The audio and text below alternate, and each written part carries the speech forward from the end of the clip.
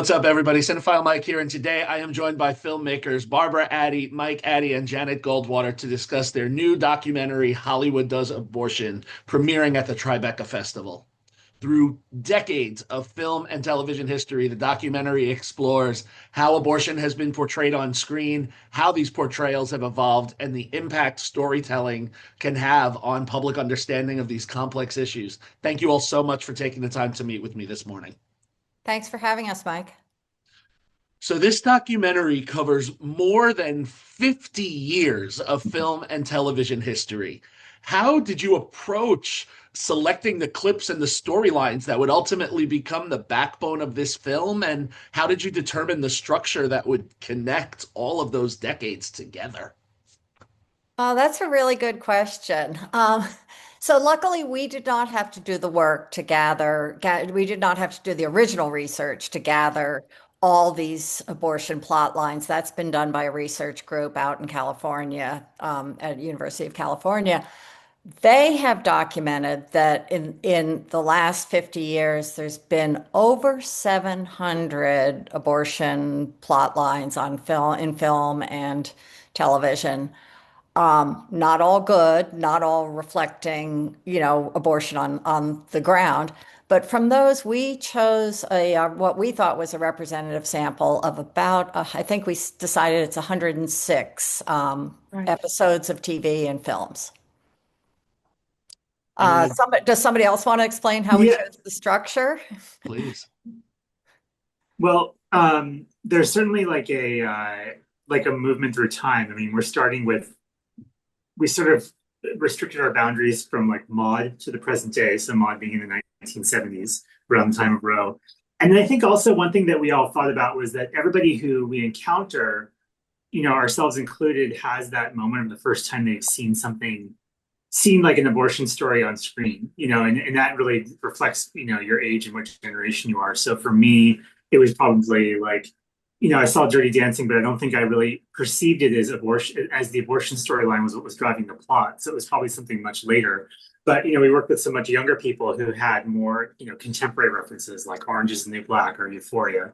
So it was often like putting that together. And then the answer group also identified a few sort of key tropes that you see within the film, and we use those in some extent to sort of like create kind of like almost like story pods with that. So, for example, like the abortion averted, where somebody thinks they're going to have an abortion and then suddenly they have a miscarriage, and that's like a recurring trope that you see in many, many films and in television.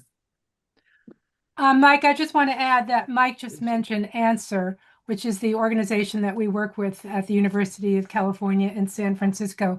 And Answer is advancing new studies is it studies or science in reproductive health? Janet, you want to correct me? Systems, I don't know. Okay. Yeah.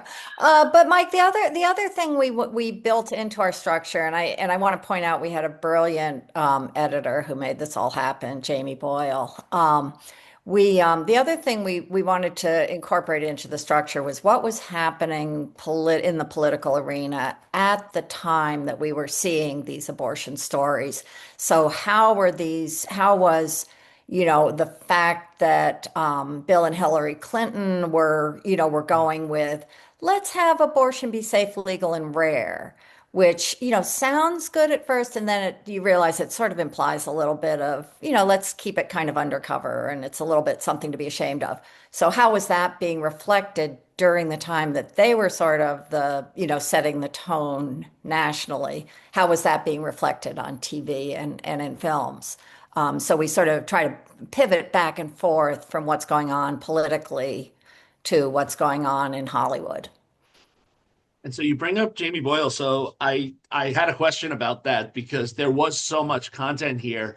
How did you work with Jamie to determine what information audiences needed, what could be left unsaid, and how did you all go about finding that balance between education, analysis, and storytelling? Well, we personally watched a lot of television and film, and tried to narrow down the clips that we felt were the most impactful and meaningful. And then Jamie was fed this huge tranche of material. But I think we went to her with a fairly roughed out timeline that she could work with.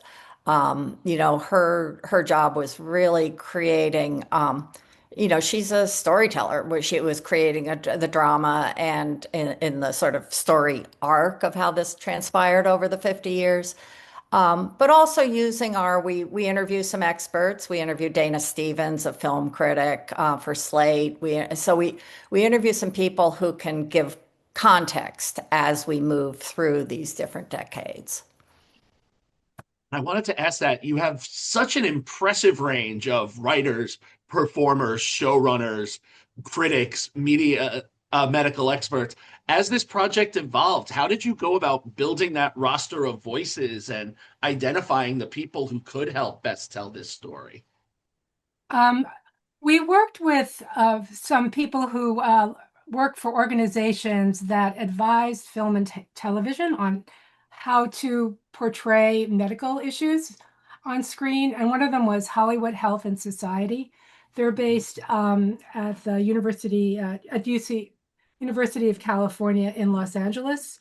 And Kate Fulb, who also appears on screen, was really instrumental in helping us make access people who she had worked with, what their organization had worked with, to craft stories accurately about medical issues. And for example, Zoanne Clack and Julie Wong from Grey's Anatomy and Station 19, and David Schulner from New Amsterdam. And then we also worked with Karen Spruck, who's head of arts and entertainment at Planned Parenthood.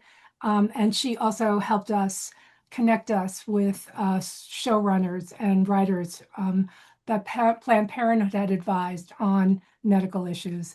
So we actually tapped into to people who could actually help us make those contacts. But Mike, I think it's important to note that we worked backwards from the shows that we wanted to feature. So we knew that Dirty Dancing, huge. So many people reference it as the first abortion they remember ever seeing. And so we sort of worked backwards from shows that we wanted to feature, and then luckily we found Eleanor Bergstein, the writer of Dirty Dancing, who could tell us how she had to push this, how the industry wanted her to take the abortion out of Dirty Dancing, and she said, "Sorry, Yeah. that's the plot." So we were able to really work backwards from, we want to feature a lot of Shonda Rhimes shows, so we found people that worked on those shows, that created them and made them happen. Yeah, and with Eleanor Bergstein, we just emailed her cold. We found her email address and just wrote to her, and she was great. Came for an interview. And so to that point, right, like a lot of people, like myself included, Mike, you said you saw Dirty Dancing, but didn't think of it as an abortion film initially. And I didn't either the first time that I saw it, because I was a kid. I didn't understand. But going back to it years later with worldly knowledge. So I'm curious, as you were working on this, right, because so much of what we see on screen stays with us after those credits roll, were there other examples during the research where you realized that a particular film or television storyline played a much bigger cultural impact than people might assume? Yeah, I mean, there are many of them, and one of them that it's featured in the film is the show Party of Five, which I watched when I was like a teenager or a kid. And there's an episode where one of the characters, played by Neve Campbell, is deciding, she learns she's pregnant. She's deciding whether she wants to have an abortion. And she goes through this whole process of basically consulting every single person, every other character in the show. And it gets to be sort of ridiculous, but she's getting all these different opinions. And I think that I realized that made it seem to me like this has to be this really fraught decision. And those kinds of stories where they're always trying to make it to do this sort of both sides aspect of it, should you do it or should you not? I think that really did give it this stigma that perhaps it shouldn't, that shouldn't have. So those kinds of shows really did make a big impact on me as a kid, and I think younger viewers, especially like myself at that time, you don't question things, and I'm hoping to some extent that this film gives viewers like the opportunity to maybe question more of what they see on screen. Yeah. Well, and then at the same time as you have Party of Five, you have Fast Times at Ridgemont High, and this completely went over my head at the time that Jennifer Jason Leigh is just, in the middle of the film is just going off and getting an abortion, and her brother picks her up and they go out to lunch. Yeah. I just watched that film for the first time. I was correcting this in. I hadn't seen Fast Times at Ridgemont, like literally maybe a month ago, and I'm like, did they just handle this plot line in this? That was brilliant for 1982 or 84, whenever that was. Yeah. I have so many more questions I want to ask, but I know I have to let you all go soon. So I'm going to ask this. One of the more surprising aspects of the documentary is seeing the gap between how abortions are commonly portrayed on screen and the real world statistics. Why do you think that gap has still persisted so long in popular film and television storytelling? It's interesting. We're actually told that in 2025, that gap actually got a little bit bigger. For instance, one of the statistics is that people getting abortion on TV don't have kids. Well, we know that most people that have abortions have kids. And that is getting, that gap is growing. It's all childless people having abortions on TV. I don't have a theory except that the industry, is still sort of hung up on old tropes about, who has an abortion. It's like a selfish college kid who got pregnant. They sort of need to keep telling a story that fits in with the public narrative, imagination, instead of shifting the imagination to what's actually happening. And also, Mike, if you are just watching plot lines where the characters who are getting the abortions or not are white, or middle class, are young, then that's what you come away thinking, that is who are getting abortions, and not really people of color who are low income and already are parenting, which is who are the majority of people who get this procedure. Barbara, Janet, Mike, thank you all so much for taking the time to chat with me today. Congratulations on Hollywood Does Abortion premiering at the Tribeca Festival. For everyone watching, we will include information on the film and its Tribeca screenings in the description below so you can check it out. If you enjoyed this conversation, please make sure that you like, comment, and subscribe to the YouTube channel for more filmmaker interviews like this, festival coverage, documentary discussions, spoiler-free reviews. You can also head to my website for my spoiler-free review of Hollywood Does Abortion.